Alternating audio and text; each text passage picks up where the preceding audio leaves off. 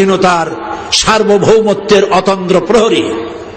স্বাধীনতা যুদ্ধে বিশাল অবদান সেনাবাহিনীর এবং দেশ প্রেমের প্রত্যেকটি প্রশ্নে উত্তীর্ণ সেনাবাহিনী বিদেশে যেখানে গেছে সেখান থেকে কুড়িয়ে এনেছে বাংলাদেশের জন্য ভাব মর্যাদা।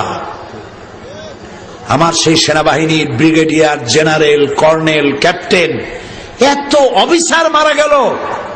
পৃথিবীতে কোন যুদ্ধে, পৃথিবীর ইতিহাস বলে না পৃথিবীর কোন যুদ্ধে এত অফিসার মারা গেছে ইতিহাস নাই।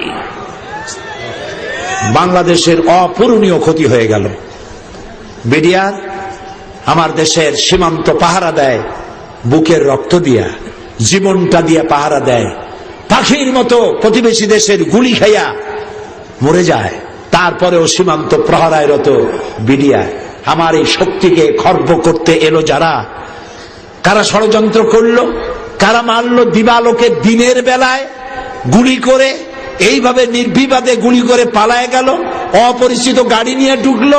পত্রপত্রিকায় দেখলাম, হতবাক হলো 15 কোটি মানুষ, বিস্ময়, হতবাক, বিমূঢ়, শোকাহত গোটা জাতি। আজ কি জবাব দেওয়া যাবে ওই সব অফিসারদের স্ত্রীদের, যেসব অফিসারের স্ত্রীগুলি বিধবা হয়ে গেল? মাত্র 2 মাস 3 মাস আগে বিয়ে হয়েছে, সে বউটাও বিধবা হলো।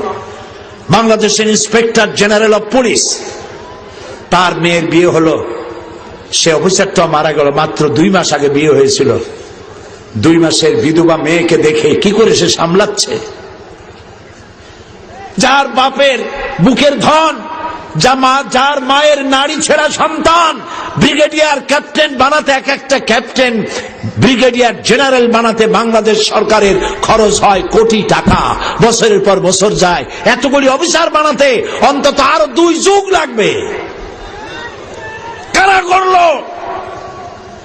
আল্লাহ, আজকে বিশাল সিরাতুন নবী ময়দান থেকে তোমার দরবারে ফরিয়াদ করি, আমার এত বড় ক্ষতি যারা করলো সেই দুশ্মনদেরকে গোটা জাতির সামনে ল্যাংড়া বানায় দাও,